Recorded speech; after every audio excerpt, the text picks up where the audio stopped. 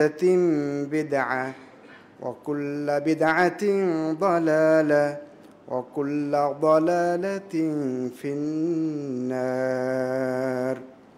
أعوذ بالله من الشيطان الرجيم يا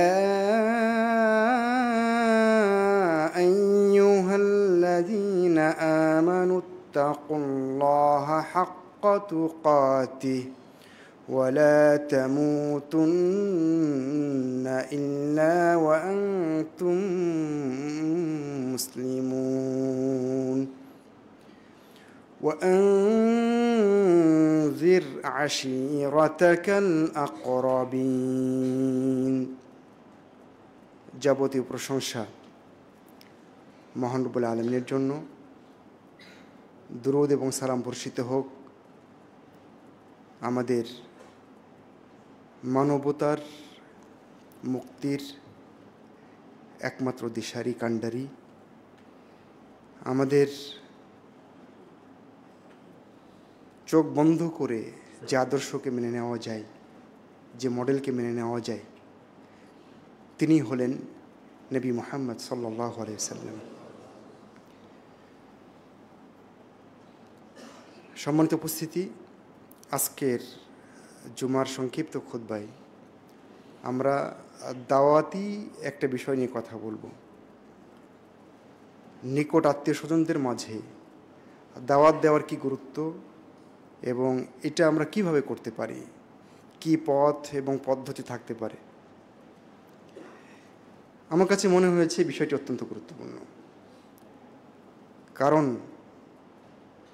আমরা সারা পৃথিবী জুড়ে, বাংলাদেশ সহ, আমার মনে হয় যারা ছোটোখাটো দায়ী তাদের কথা আমি বাদই দিলাম, এমনকি যারা বড় বড় দায়ী আছেন,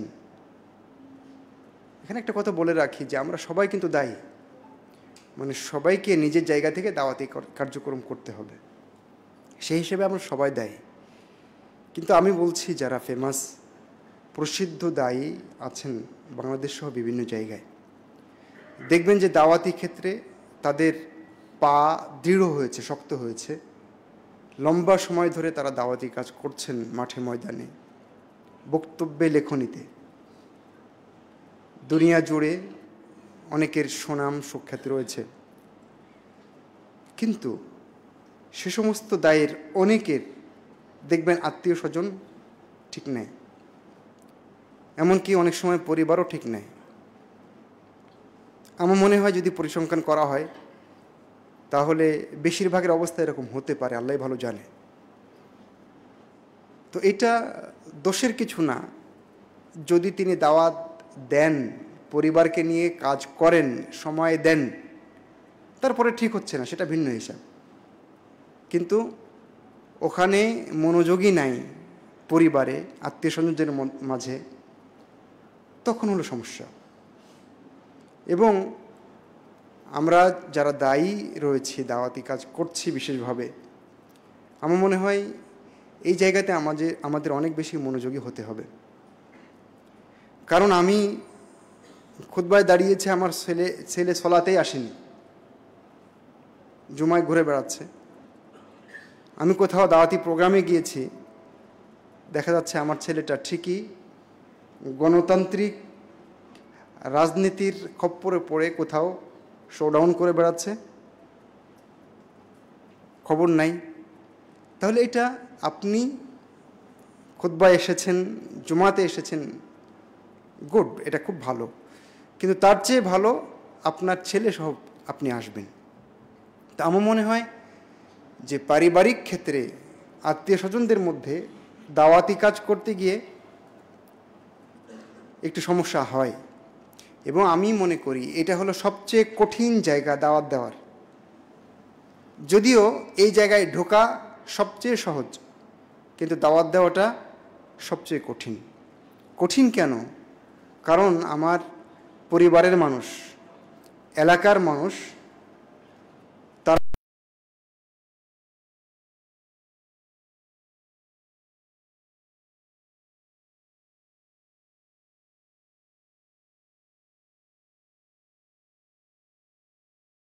এরা কেন পরিবারে নিজের এলাকায় ব্যর্থ হন অনেকেই? তার কারণ এটা একটা হতে পারে যে নিজের এলাকায় তিনি সেভাবে মূল্যায়িত হন না। আরেকটা কারণ হতে পারে যে তারাই তো আপনাকে লালন পালন করেছে, তাই না? আত্মীয় স্বজনের ভিতরে আপনি বড় হয়েছেন, তো ও তো আমাদের ছেলে, সে তো অমুকের ছেলে, তখন আপনি খানিকটা হালকা হয়ে যান। সে কারণে হয়তোবা দায়ীরা পরিবারে এবং আত্মীয় স্বজনদের মাঝে খুব একটা দাওয়াতি কাজ করেন না। আরেকটা জায়গা আমরা যদি বলি পয়েন্ট খুবই গুরুত্বপূর্ণ, সেটা যে কেন দায়ীরা এই জায়গাতে বেশি কঠিন, মানে দাওয়াতি কাজ করতে পারছে না ভালো করে। কেন আত্মীয় স্বজনদের মাঝে দাওয়াতি কাজ করাটা এত কঠিন? তার একটা মূল জায়গা হতে পারে যে আমরা দেখেন যখন দাওয়াতি কাজ করতে যাব তখন অন্য এলাকায় গেলে আমাকে চিনবে না। আমি হয়তো বা একটা ভালো রুমাল পরে আছি, ভালো পোশাক পরে আছি, সেখানে গিয়ে আমার অভিনয় ভনিতা চলে। কিন্তু পরিবারে আমার ওরা ভেতরও জানে বাইরেও জানে, সেখানে আমার অভিনয় ভনিতা কোনো কিছুই চলে না। তারা আমার প্রকৃত আচরণ জানে। সেজন্য একটা হতে পারে যে দায়ীরা এই জায়গাতে অনেক সময় আসতে চান না, পরিবারে দাওয়াত দিতে চান না। তো সেজন্য আজকের বিষয়টা আমি মনে করি অত্যন্ত গুরুত্বপূর্ণ, এবং এই যে বিষয়টা আজকে ঠিক করা হয়েছে সেটা আমাদের সবার মাথায় নেওয়া উচিত, এবং পরিবার কেন্দ্রিক আমাদের প্রথম চিন্তা হওয়া উচিত। তো যতই আমি ওজোর পেশ করি যে তারা শুনবে না, শোনে না, এই সেই, কিন্তু আমি পরিবারের কাছ থেকে দায়মুক্ত নই, তাই নয় কি? বরং পরিবার, আত্মীয় স্বজন, তাদের সাথে ভালো সম্পর্ক, সুসম্পর্ক রাখার কথা ইসলাম বলেছে না? অবশ্যই। আর পরিবারের সাথে, আত্মীয় স্বজনের সাথে আপনি ভালো সম্পর্ক, সিলাতুল আরহাম কখন বজায় রাখতে পারবেন, সুন্দর সম্পর্ক কখন বজায় রাখতে পারবেন, এবং কি কি করলে সুন্দর সম্পর্ক বজায় রাখা যায়, আমার মনে হয় যদি তালিকা আমরা করি তাহলে একেবারে শীর্ষ জায়গায় যে নামটা আসবে সেটা হলো তাদেরকে আপনি অন্ধকার থেকে আলোয় নিয়ে আসবেন। বোঝাতে পারিনি? আপনার কোনো আত্মীয় স্বজনকে, পরিবারের কোনো সদস্যকে আপনি বিপদে টাকা দিবেন, সাহায্য করবেন, এটা হলো কি আত্মীয়তার সম্পর্ক রক্ষা, বা এমনিতেই তাদের সাথে যোগাযোগ রক্ষা করবেন, আত্মীয়তার সম্পর্ক রক্ষা। কিন্তু আত্মীয়তার সম্পর্ক রক্ষার সবচেয়ে বড় জায়গা হচ্ছে, মোটা দাগ হচ্ছে, তাদেরকে আপনি দাওয়াত দিয়ে ইসলামের পথে আনবেন। এটাই আমি মনে করি সবচেয়ে আত্মীয়তার সম্পর্ক রক্ষার মূল উপাদান হওয়া উচিত। সেজন্য আমরা দেখেছি নবী মুহাম্মদ সাল্লাল্লাহু আলাইহি সাল্লাম যখন প্রথম ওহীর পরে খাদিজা রাদিয়াল্লাহু তাআলা আনহার কাছে এসেছিলেন, তখন তিনি আল্লাহ রাসূল সাল্লাল্লাহু আলাইহি সাল্লামকে বিশেষভাবে সান্ত্বনা দিচ্ছিলেন। সান্ত্বনা দেওয়ার একটা ভাষা ছিল কাল্লা ফাআল্লাহি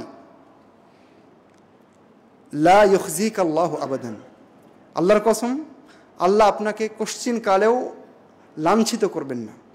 কারণ কি? কারণ হচ্ছে ইন্নাকা লাতাসিলুর রহিম, নিশ্চয়ই আপনি আত্মীয়তার সম্পর্ক রক্ষা করেন। তাহলে আত্মীয়তার সম্পর্ক রক্ষা করা এটা নবী মুহাম্মদ সাল্লাল্লাহু আলাইহি ওয়াসাল্লামের বৈশিষ্ট্য ছিল। সে কারণে তিনি বলেছেন মান কানা ইউমিনু বিল্লাহ ওয়াল ইয়াউমিল আখির ফালইয়াসিল রাহিমা, যে ব্যক্তি সত্যি সত্যি আল্লাহর প্রতি, পরকালের প্রতি বিশ্বাস রাখে, তার উচিত সে তার আত্মীয়তার সম্পর্ক রক্ষা করবে।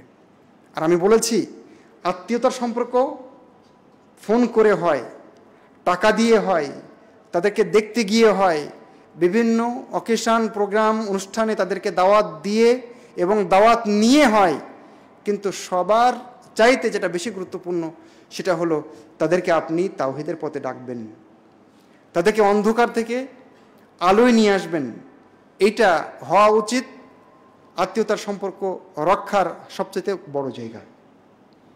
সম্মানিত উপস্থিতি, আমরা একটু দেখে নেব যে এই যে আত্মীয়তা সম্পর্ক এবং তাদের মাঝে দাওয়াতি কাজ এর কতটুকু গুরুত্ব রয়েছে। আমরা জানি যে ইসলাম এই মানে আত্মীয়দের মাঝে, বা আপনি আত্মীয় বাদ দেন, স্বাভাবিকভাবে আপনি ভালো কাজের আদেশ দিবেন, আল আমরু বিল মারুফ ওয়ান নাহি আনিল মুনকার, এটা করবেন, দাওয়াতি কাজ করবেন, তাওহীদের কথা বলবেন, শিরিক থেকে মানুষকে বাঁচাবার চেষ্টা করবেন, সুন্নাহর দিকে মানুষকে নিয়ে আসবেন, বিদআত থেকে মানুষকে রক্ষা করার চেষ্টা করবেন। এই যে কাজ, এটা ইসলামে অত্যন্ত গুরুত্বপূর্ণ কাজ। বরং আপনি আশ্চর্য হবেন, কোরআনের এক জায়গায় আল্লাহর প্রতি ঈমান আনার আগে এই দাওয়াতের কথা বলা হয়েছে। সূরা আলে ইমরানে মহান রব্বুল আলামিন বলেছেন, কুনতুম খায়রা উম্মাতিন উখরিজাত লিন-নাস তা'মুরুনা বিল মা'রুফ ওয়া তানহাউনা আনিল মুনকার। এরপরে আল্লাহ বলছেন ওয়া তু'মিনুনা বিল্লাহ। দেখেছেন, আমর বিল মা'রুফ ওয়া নাহি আনিল মুনকার, ভালো কাজের আদেশ, খারাপ কাজে নিষেধ। এরপরে আল্লাহ বলছেন ওয়া তু'মিনুনা বিল্লাহ, আর তোমরা আল্লাহর প্রতি ঈমান আনবে। আপনি আশ্চর্য হবেন, কোরআন মাজিদের এক জায়গায় সালাত এবং যাকাতের আগে দাওয়াতি কার্যক্রমের কথা মহান রব্বুল আলামিন বলেছেন। সূরা তাওবার ভিতরে আপনি যদি যান, সেখানে তিনি বলেছেন যে ওয়াল মুমিনুনা ওয়াল মুমিনাতু বা'দুহুম আউলিয়াউ বা'দ ইয়া'মুরুনা বিল মা'রুফ ওয়া ইয়ানহাউনা আনিল মুনকার ওয়া ইউকিমুনাস সালাতা ওয়া ইউতুনাজ যাকাত। দেখেছেন যে তারা মুমিনরা, নারী পুরুষ, তারা পরস্পরের বন্ধু, অভিভাবক, সহযোগী। তারা কি করে? তারা ভালো কাজের কথা করতে বলে, নির্দেশনা দেয়, আর মন্দ কাজ থেকে মানুষকে রক্ষা করার চেষ্টা করে। এরপরে আল্লাহ বলছেন ওয়া ইউকিমুনাস সালাহ, তাদের আরেকটা বৈশিষ্ট্য হচ্ছে তারা সালাত কায়েম করে, আর ওয়া ইউতুনাজ যাকাত, যাকাত দেয়। তাহলে সালাত এবং যাকাতের আগে দেখেন দাওয়াতি কার্যক্রমের কথা মহান রব্বুল আলামিন এই আয়াতে বলেছেন। এটা হলো আপনি দাওয়াতি কার্যক্রমের যদি গুরুত্ব দেখেন ইসলামী শরিয়াতে, তাহলে আমার মনে হয় এই পয়েন্টই যথেষ্ট। এরপরে বিশেষভাবে দাওয়াতি কার্যক্রমের যদি আমি ফজিলতের কথা বলি, তাহলে কোরআন এবং হাদিসে অনেক বক্তব্য এ ব্যাপারে এসেছে।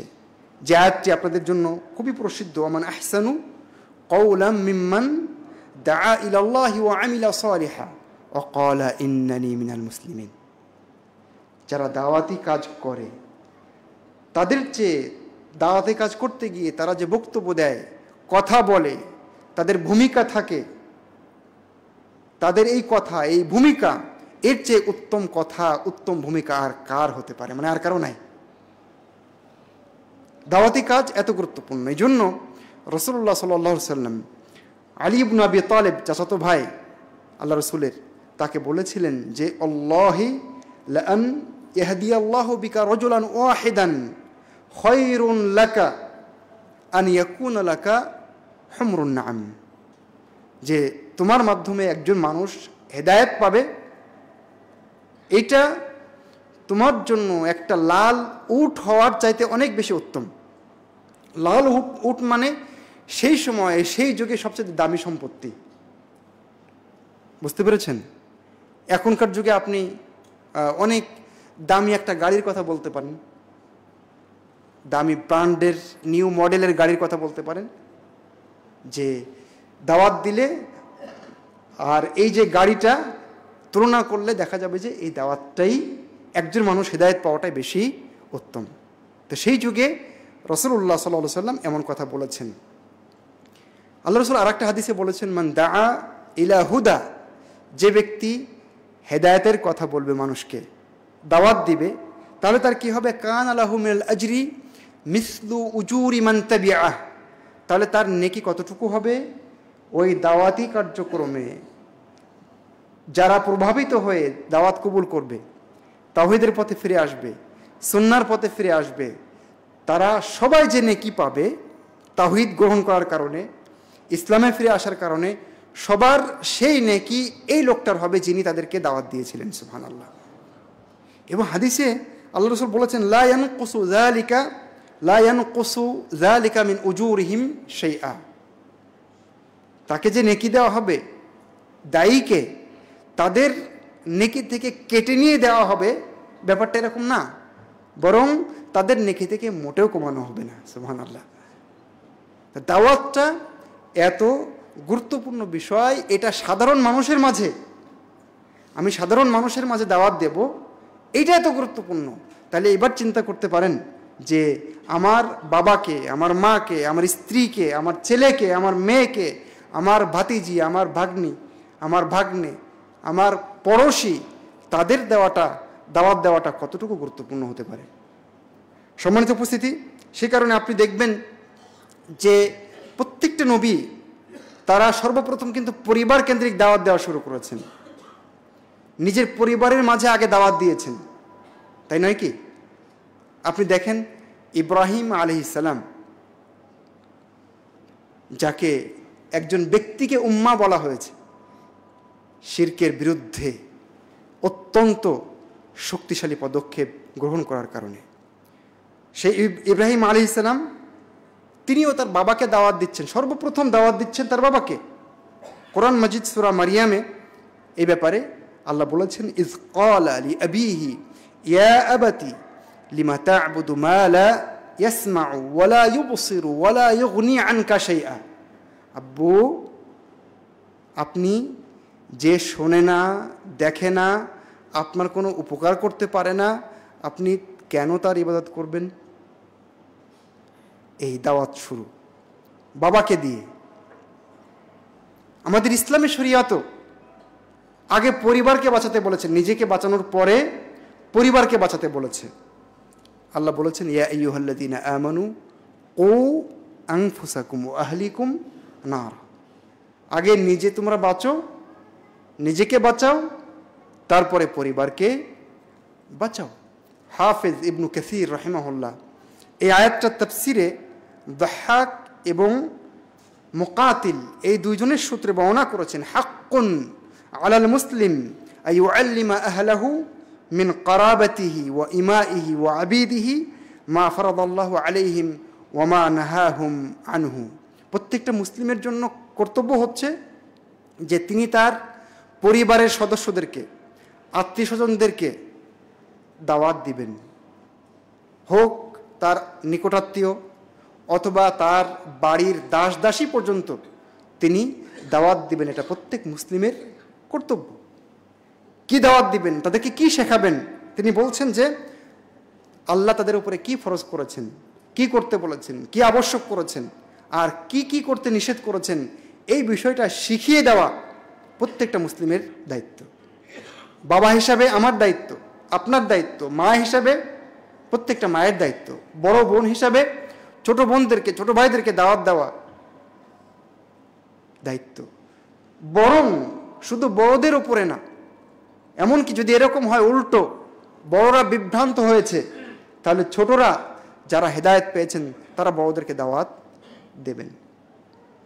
সম্মানিত উপস্থিতি, এই কারণে নবী মুহাম্মদ সাল্লাল্লাহু আলাইহি ওয়াসাল্লাম তিনিও সর্বপ্রথম পরিবারকে দিয়ে দাওয়াত শুরু করেছেন। যখন আয়াত নাজিল হলো যে ওয়ানজির আশীরাতাকাল আকরাবিন, আর আপনি আপনার নিকটতম পরিবার পরিজনের সদস্যদেরকে, আত্মীয় স্বজনদেরকে আপনি ভীতি প্রদর্শন করুন, ভয় দেখান। এই আয়াত যখন নাজিল হলো তখন নবী সাল্লাল্লাহু আলাইহি সাল্লাম কুরাইশের সব গোত্রকে, বানু মুররা, কাআব, বানু হাশিম, বানু আব্দুল মুত্তালিব, সব গোত্রকে তিনি ডেকেছিলেন না? ডেকে রাসূলুল্লাহ সাল্লাল্লাহু আলাইহি সাল্লাম বলেছিলেন যে আনকিযু আনফুসাকুম মিনান নার। প্রত্যেক গোত্রকে আলাদা আলাদা করে ডেকে একসাথে ডেকেছেন এবং সবাইকে আলাদা আলাদা করে সম্বোধন করেছেন এবং বারবার বলেছেন আনকিযু আনফুসাকুম মিনান নার, তোমরা তোমাদের নিজেদেরকে জাহান্নাম থেকে বাঁচাও। রাসূলুল্লাহ সাল্লাল্লাহু আলাইহি ওয়াসাল্লাম ফাতেমা রাদিয়াল্লাহু তাআলা আনহাকে লক্ষ্য করে বলেছেন আনকিযি নাফসাকি মিনান নার, ফাতেমা তুমিও তোমার নিজেকে জাহান্নাম থেকে বাঁচাও। তারপর আল্লাহ রাসূল বলেছেন ফা ইন্নী লা আমলিকু লাকুম মিনাল্লাহি শাইআ, কাল কিয়ামতের ময়দানে আমি তোমাদের কোনো কাজে আসব না। একদম স্পষ্ট বক্তব্য। নিজের প্রচেষ্টায় হেদায়েত গ্রহণের মাধ্যমে তাওহীদ এবং সুন্নাহর মধ্যে থেকে তোমাকে মুক্তির পথ বেছে নিতে হবে। বহু ঈশ্বর পায়ের নিচে দিয়ে এক আল্লাহ বিশ্বাস করে তোমাকে জান্নাতে যাওয়ার চেষ্টা করতে হবে। আমি মুহাম্মদ তোমাদের কোনো উপকার করতে পারবো না। এই দাওয়াত নবী মুহাম্মদ সাল্লাল্লাহু আলাইহি ওয়াসাল্লাম পরিবার থেকে শুরু করেছেন। সেজন্য আমি যদি ইতিহাসের দিকে আপনাদেরকে নিয়ে যাই, আপনি দেখবেন সর্বপ্রথম যিনি দাওয়াত গ্রহণ করেছিলেন তিনি কে? তিনি হলেন খাদিজা রাদিয়াল্লাহু তাআলা আনহা। তাহলে পরিবার থেকে দাওয়াত শুরু হয়নি? আত্মীয় স্বজনদের মধ্যে দাওয়াত শুরু হয়নি? কিন্তু আমরা তো সেটা করছি না। আমরা ডিঙ্গিয়ে দূরে চলে যাচ্ছে, আগে নিজের জায়গাটা একেবারে শূন্য রেখে। আপনি দূরে যেতে পারেন, কোনো সমস্যা নাই, কিন্তু নিজের জায়গা একেবারে শূন্য পড়ে রয়েছে। চিন্তাও নাই, চেতনাও নাই, ভাবনাও নাই। সম্মানিত উপস্থিতি, ঠিক নবী সাল্লাল্লাহু আলাইহি সাল্লামের দাওয়াতে আপনি দেখেন খাদিজা রাদিয়াল্লাহু তাআলা আনহা, আলী ইবনে আবি তালিব, তারপরে তিনি ইসলাম গ্রহণ করেছেন। তিনিও চাচাতো ভাই। এইভাবে যারা কাছের মানুষ তারা অনেকেই রাসূলুল্লাহ সাল্লাল্লাহু আলাইহি সাল্লামের দাওয়াত গ্রহণ করে ইসলামের ছায়াতলে এসেছিলেন। আমরা দেখছি যে পরিবারকে, আত্মীয় স্বজনকে দাওয়াত দিতে হবে, এটা কতটুকু গুরুত্বপূর্ণ। আমরা এই পয়েন্টটি নিয়ে কথা বলছি এখন। এবং আমরা দেখেছি কিভাবে রাসূলুল্লাহ সাল্লাল্লাহু আলাইহি সাল্লাম পরিবারের মাঝে দাওয়াতি কার্যক্রম করেছেন। সেই কারণে আল্লাহ রসুলের পথ ধরে সাহাবা একরামও কিন্তু একই পথে চলেছেন। তারাও আগে পরিবার, আত্মীয় স্বজনকে দাওয়াত দেওয়ার চেষ্টা করেছেন। আপনি যদি দেখেন মা আয়েশা রাদিয়াল্লাহু তাআলা আনহা, উরওয়া ইবনু জুবাইর তাকে কত হাদিস শিখিয়েছেন, ইসলামের কত জ্ঞান দিয়েছেন। তিনি নিকটতম মানুষ ছিলেন মা আয়েশা রাদিয়াল্লাহু তাআলা আনহা। আপনি যদি দেখেন একটু, তোফাইল ইবনে আমর আদ-দাউসি রাদিয়াল্লাহু তাআলা আনহু, উনি বলছেন আল্লাহ রসুল, আমি ইন্নী ইমরুউন মুতাউন ফি কওমি, আমার এলাকার মানুষ, আমার সম্প্রদায়ের মানুষ আমাকে খুব মেনে চলে, আমাকে খুব মূল্যায়ন করে। আমি সেখানে ফিরে যেতে চাই এবং তাদেরকে ইসলামের দাওয়াত দিতে চাই। তিনি ফিরে আসলেন। ফিরে এসে সর্বপ্রথম তার বাবাকে দাওয়াত দিলেন, বাবা ইসলাম গ্রহণ করলেন।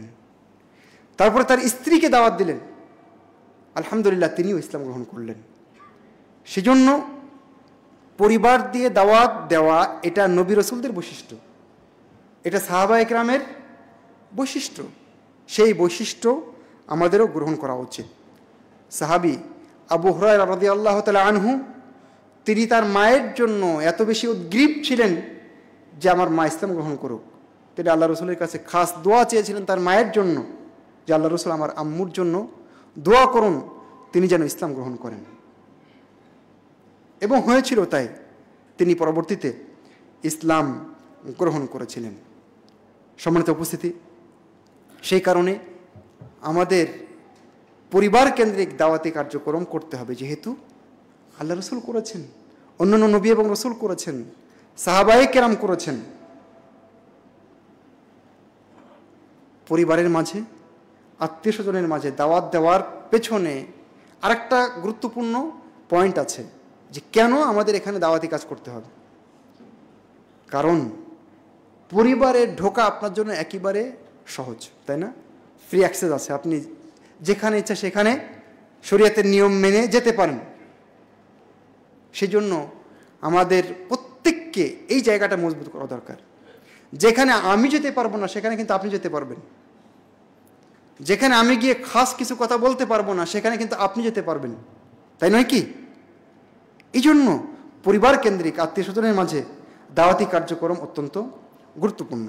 আরেকটা পয়েন্ট আমরা বলতে পারি যে কেন গুরুত্বপূর্ণ। কারণ একজন সাধারণ দায়ী মেয়েদের ভিতরে ওইভাবে প্রবেশ করতে পারেন না, এমনকি শিশু, কিশোর, তরুণ তাদের মাঝেও প্রবেশ করতে পারেন না।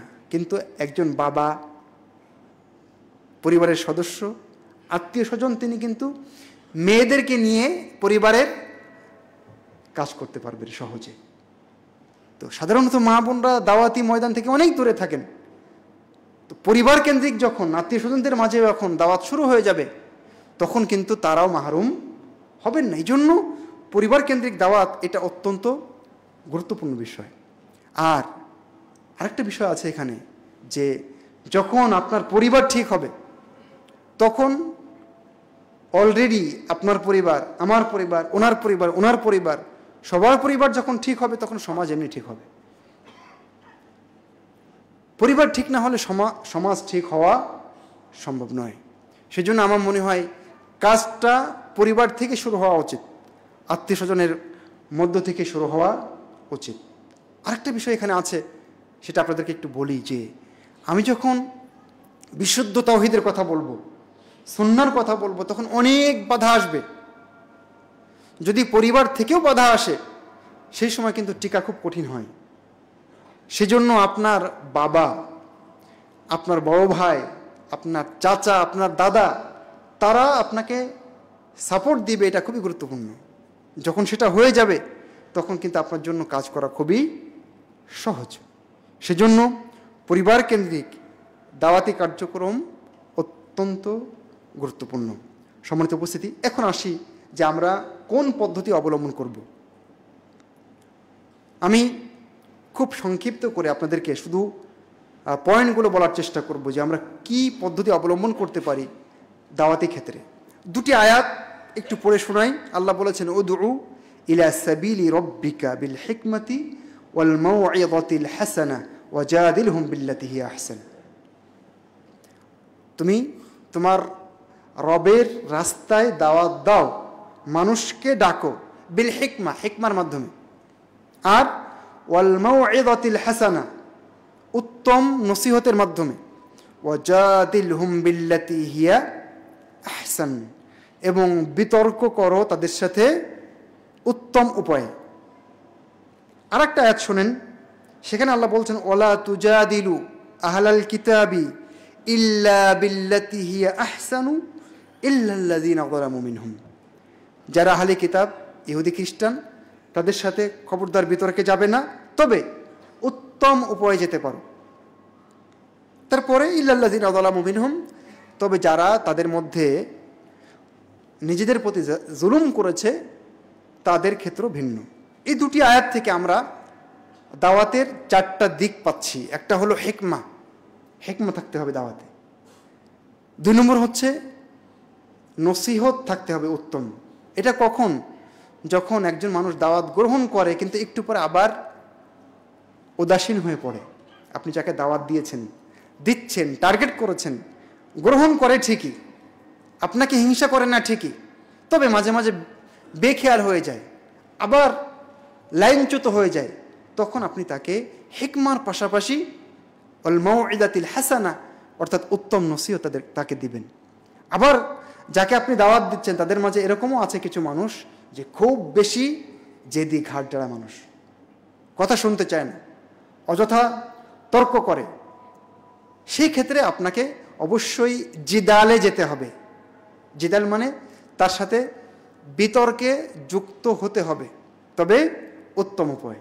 বিতর্ক মানে তাকে বোঝাবার চেষ্টা করবেন, তার অভিযোগগুলো খণ্ডন করার চেষ্টা করবেন, তাকে যৌক্তিকভাবে বোঝাবার চেষ্টা করতে হবে। এরপরে যদি না হয় তাহলে সর্বশেষ স্তর হচ্ছে, সেটা হলো কওয়া, শক্তি প্রয়োগ করতে হবে। শক্তি প্রয়োগের জায়গা কোথায়? যেখানে আপনার কর্তৃত্ব আছে সেখানে আপনি শক্তি প্রয়োগ করবেন। 3টা স্তর যখন ফেল, সর্বশেষ স্তরে তখন আসতে হবে। আমি বাবা হিসেবে আমার ছেলের প্রতি আমার কর্তৃত্ব আছে, আমি সেখানে শক্তি প্রয়োগ করতে পারি। আমার স্ত্রীর উপরে আমার কর্তৃত্ব আছে, আমি সেখানে শক্তি প্রয়োগ করতে পারি। অনুরূপভাবে অন্য যে কোনো ব্যক্তির বিরুদ্ধে আমরা জিহাদে যেতে পারি, জিহাদের নিয়ম মেনে, সরকারের তত্ত্বাবধানে। সেটাও দাওয়াতি ক্ষেত্রে একটা স্তর, এবং এটা সর্বশেষ স্তর। সম্মানিত উপস্থিতি, আমরা এখানে একটু কথা বলে নিলাম যে আমরা দাওয়াত যাদেরকে দিব না কেন এই বিষয়গুলো খেয়াল রাখার চেষ্টা করব বিজনিল্লাহি তাআলা। এখন আসি, আমরা একটু কয়েকটা পয়েন্ট নেওয়ার চেষ্টা করি যে দাওয়াতি ক্ষেত্রে আমরা কি কি পদ্ধতি অবলম্বন করতে পারি। সম্মানিত উপস্থিতি, আমরা যাদেরকে দাওয়াত দিব তারা কিন্তু সবাই একরকম না, তাই না? কেউ অমুসলিমও থাকতে পারে, অমুসলিমদের ভিতরে আবার কোয়ালিটি আছে, কেউ হিন্দু, কেউ খ্রিস্টান, কেউ কেউ ইহুদি, কেউ অন্য ধর্মের আছে। আবার যারা আত্মীয় স্বজন মুসলিম আছে তাদের ভিতরে সবাই একরকম না। দেখবেন যে আপনার বাবা নিজেই মাজার পূজারী, আপনার খালা দেখবেন যে বাচ্চার গলায় এতগুলো তাবিজ ঝুলিয়ে রেখেছে। সবাই একরকম না। তাহলে দাওয়াতি ক্ষেত্রে আমরা কি ভূমিকা রাখতে পারি, কোন পদ্ধতি অবলম্বন করতে পারি? খুতবার সময় যেহেতু আমাদের শেষের দিকে চলে আসছে, আমি শুধু পয়েন্টগুলো বলি। তার মূল পয়েন্ট হচ্ছে যে আমাদেরকে সব জায়গায় ইখলাস থাকতে হবে। আমরা সবসময় ইখলাসের কথা বলি, ইখলাসটা খুবই বলা সহজ, কিন্তু এটা অর্জন করা খুবই কঠিন। যদিও ইখলাস টাকা দিয়ে কেনা যায় না, এটা টাকা দিয়েও হয় না, আর এটা অর্জন করার জন্য শারীরিক পরিশ্রমও লাগে না, অথচ মানুষ এই জায়গায় বেশি ফেল, বেশিরভাগ মানুষ। তো এটা হলো প্রথম পয়েন্ট যে আপনার আগে ইখলাস ঠিক করতে হবে দাওয়াতি ক্ষেত্রে।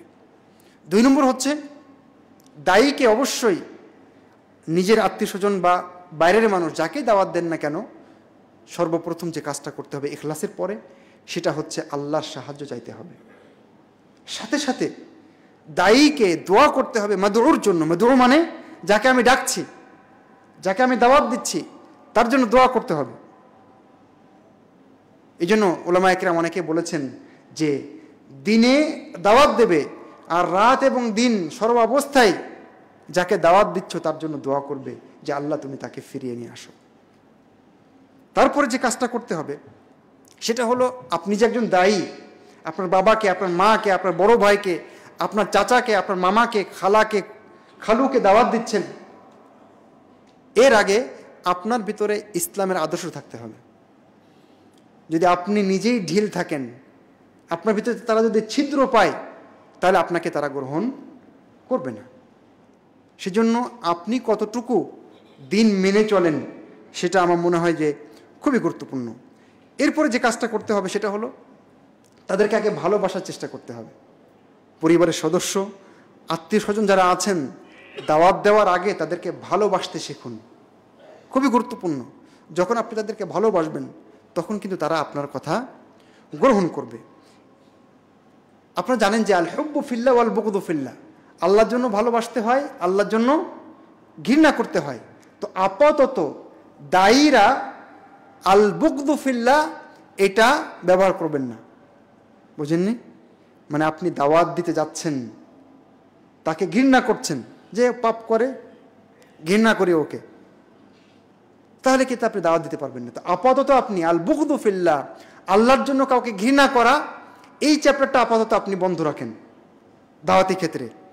কারণ যদি আপনি, যেহেতু তিনি খারাপ কাজ করেন, পাপের সাথে জড়িত, সেহেতু আপনি তাকে বয়কট করলেন, ঘৃণা করলেন, তাহলে দাওয়াত দিবেন কি করে? তাহলে আপাতত আল বুগদু ফিল্লাহ এটা বাদ দেন, শুধু আল হুব্বু ফিল্লাহ, তাকে আপনি ভালোবাসেন। এরপরে যে কাজটা করতে হবে, তাদের সাহচর্য পাওয়ার এবং দেওয়ার চেষ্টা করেন। বিভিন্ন জায়গায় পারিবারিক সফরে বের হতে পারেন, সেটা হজে হতে পারে, উমরায় হতে পারে। আপনার বাবা কথাই শুনছেন না কোনোভাবেই, এতই উনি পীর ভক্ত, উমরায় নিয়ে যান না একবার সাথে করে, যদি টাকা পয়সা থাকে। দেখবেন ওখানে গেলে অনেক মন নরম হয়, মক্কা মদিনায় ঢুকলে মনটা অনেক নরম হয়। এই সফরে আপনার বাবাকে সুন্দরভাবে আপনি কিন্তু অনেক কথা বলতে পারবেন, এবং ওখানে দেখিয়ে নিয়ে আসলে তিনি গ্রহণ করতেও পারেন। তো এটা একটা উপায় হতে পারে। বাচ্চা কাচ্চাকে ভালোবাসতে শিখুন। আপনার চাচা খুব শক্ত মানুষ, উনি কোনোভাবে আপনার কথা শোনেন না, কিন্তু আপনার চাচার ছেলেটাকে, চাচাতো ভাইটাকে, ছোট ভাই, তাকে আপনি এত আদর করেন যে আপনার চাচা এমনি গলে গেছে। কারণ যে কোনো মানুষকে ঘায়েল করার জন্য এটা একটা ভালো পথ যে আপনি তার বাচ্চাকে বেশি ভালোবাসেন, আদর করেন, স্নেহ করেন, দেখবেন সেই লোকটা আপনার প্রতি খুব বেশি নরম হয়ে গেছে। এই পথটা আমরা অবলম্বন করতে পারি।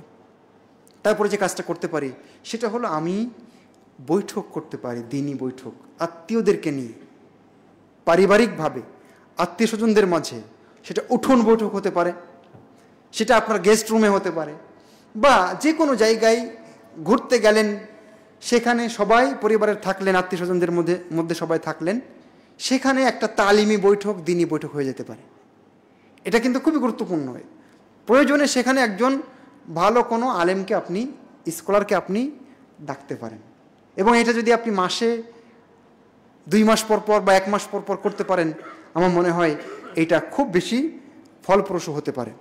এখানে আপনাদেরকে একটা কথা বলে রাখি, আত্তাকওয়া মাশাআল্লাহ সব কাজে আলহামদুলিল্লাহ তারা এগিয়ে থাকার চেষ্টা করে, এবং তাদের একটা প্রকল্পের কথা আমাকে বলেছেন আজকে, যে তারা আপনাদের যে কোনো দাওয়াতি কাজে, উঠোন বৈঠক বা অন্য যে কোনো বৈঠকে, পারিবারিকভাবে যেগুলো বৈঠক আপনারা করবেন আত্মীয় স্বজনদেরকে নিয়ে, সেই বৈঠকে আত্তাকওয়া আপনাদের পাশে থাকবে। সুবহানাল্লাহ, আল্লাহ তাদেরকে তৌফিক দান করুক। এটা খুবই ভালো উদ্যোগ। সেখানে আলেম দরকার, সাপোর্ট দরকার যে কোনো ধরনের, তারা করার চেষ্টা করবে, আপনাদের পাশে থাকার চেষ্টা করবে। খুশির খবর না? এবং আজকের বিষয়ের সাথে এটা কিন্তু খুবই রিলেটেড। আর আত্মীয় স্বজনদেরকে কী দিতে হয়? হাদিয়া দিবেন বই, ভালো ভালো বই, ঠিক আছে? এই বইও আত্তাকওয়া বিলি করবে। এবং 3টা বই আমি দেখলাম, এই 3টা বই আবার নতুন করে প্রিন্ট করতে হবে।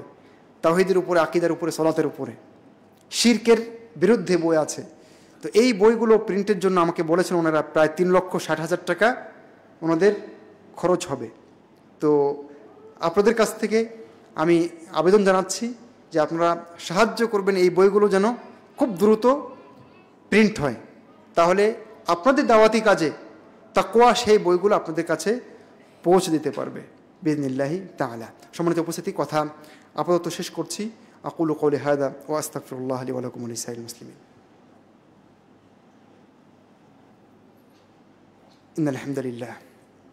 ইন্নাল হামদালিল্লাহি আলা ইহসানি ওয়া শুকরু লাহু আলা তাওফীকিহি ওয়া ইমতিনানি ওয়া আশহাদু আল্লা ইলাহা ইল্লাল্লাহু ওয়াহদাহু লা শারীকা লাহু তা'যীমান লিশানি ওয়া আশহাদু আল্লা ইলাহা ইল্লাল্লাহু ওয়াহদাহু লা শারীকা লাহু তা'যীমান লিশানি ওয়া আশহাদু আন্না নাবিয়ানা মুহাম্মাদান আবদুহু ওয়া রাসূলুহু দাঈয়ান ইলা রিদওয়ানি ওয়া আলা আলিহি ওয়া আসহাবিহি ওয়া ইখওয়ানি। আম্মা বা'দ। সম্মানিত উপস্থিতি, আমরা খুতবার একেবারে শেষের দিকে চলে এসেছি। কথা বাকি যা আছে ইনশাআল্লাহ আমরা খুতবার পরের অংশে নিয়ে নেওয়ার চেষ্টা করব বিইজনিল্লাহি তাআলা। আমরা সামষ্টিকভাবে দাওয়াত দেওয়ার পাশাপাশি আমরা চেষ্টা করব একজন একজন করে টার্গেট করার, পরিবারের একজন করে সদস্য আমরা টার্গেট করার চেষ্টা করতে পারি পারিবারিক দাওয়াতের পাশাপাশি। অর্থাৎ সবাইকে তো আমরা এক জায়গায় বসাচ্ছি, এক জায়গায় ঘুরতে যাচ্ছি সবাই মিলে, তখন তো দাওয়াতি কাজ করছি, কিছু লিফলেট, কিছু বই বিলি করছি, কিছু বক্তব্য দিচ্ছি, দিনের কিছু কথা শোনাবার চেষ্টা করছি। এর পাশাপাশি একজন করে টার্গেট করবেন যে আমি অমুককে আগে চেষ্টা করে দেখি। এটা খুবই গুরুত্বপূর্ণ। আরেকটা জিনিস হচ্ছে যে আমরা চেষ্টা করব যে গোপনীয়তা রক্ষা করার জন্য, মানে একটু গোপনে দাওয়াত দেওয়ার চেষ্টা করবেন। কিছু কিছু ক্ষেত্রে গোপনীয়তা দরকার আছে, আবার সব ক্ষেত্রে দরকার নেই। নূহ আলাইহিস সালাম দুটাই ব্যবহার করেছিলেন, কখনো গোপন কখনো প্রকাশ্যে দাওয়াত দিয়েছিলেন। তো আপনাদের অবস্থা অনুযায়ী এই জায়গাগুলো আপনারা কাজে লাগাতে পারেন। আর অবশ্যই নম্রতা, ভদ্রতা, বাক্যের সুন্দর শব্দচয়ন, এগুলো কিন্তু খুবই গুরুত্বপূর্ণ। দেখেন ইব্রাহিম আলাইহিস সালাম যখন বাবাকে দাওয়াত দিচ্ছেন, প্রতিবার বলছেন ইয়া আবাতি, ইয়া আবাতি, আব্বু আব্বু, কত সুন্দরভাবে তিনি ডাকছেন আর দাওয়াতের কথা বলছেন। তো আপনি যখন পরিবার বা আত্মীয় স্বজন যাকে হোক দাওয়াত দিবেন, তখন আপনার ভাষাটা খুবই নম্র হতে হবে, খুবই সুন্দর হতে হবে, খুবই কোমল হতে হবে, ডাকটা খুব মধুর হতে হবে। তিনি আপনাকে হয়তো বা ছুঁড়ে ফেলবেন, রাগ করবেন, তারপরে আপনার গরম হওয়া যাবে না। ইব্রাহিম আলাইহিস সালাম দাওয়াত দিতে দিতে দিতে দিতে এত সুন্দর শব্দ ব্যবহার করছেন, কিন্তু শেষে গিয়ে তার বাবার জবাবটা কি জানেন? তার বাবা কিন্তু বলছেন যে এত ইলাহ, এখান থেকে তুমি কি আমাকে ফেরাতে চাও? আমি অবশ্যই অবশ্যই তোমাকে রজম করব। যদি তুমি এখান থেকে না ফিরে আসো, যাও, দূর হও। কিন্তু ইব্রাহিম আলাইহিস সালাম হাল ছাড়েননি, দাওয়াত দিয়ে গেছেন। সেই জন্য আমাদের হাল ছাড়া যাবে না। কথা আপাতত শেষ করছি, ইনশাআল্লাহ সালাতের পরে বাকি কথা আপনাদের সাথে হবে। আকুলু কওলি হাযা ওয়া আস্তাগফিরুল্লাহ লি ওয়া লাকুম। হাযা ওয়াল্লাহু তাআলা আ'লামু ওয়া আহকাম ওয়া সাল্লাল্লাহু ওয়া সাল্লাম আলা নবিয়িনা মুহাম্মদ ওয়া আলা আলিহি ওয়া সাহবিহি আজমাইন। কুমু লিস-সালাহ।